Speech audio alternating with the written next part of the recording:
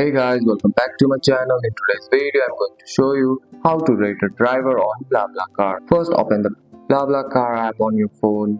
After your trip has ended, once the trip is completed, BlaBlaCar will send you notification asking you to rate your experience. Tap on the notification or open the app and go to your trip. You will see the option to rate the driver. Tap on the star rating from 1 star to 5 star. Next, you can leave a short comment. You can mention things like the driver being on time, driver driving safely, or being friendly.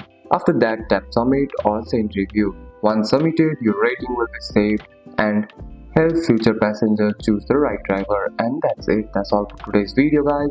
If you found this video helpful, drop a like and subscribe for more videos. Thanks for watching. See you in the next one.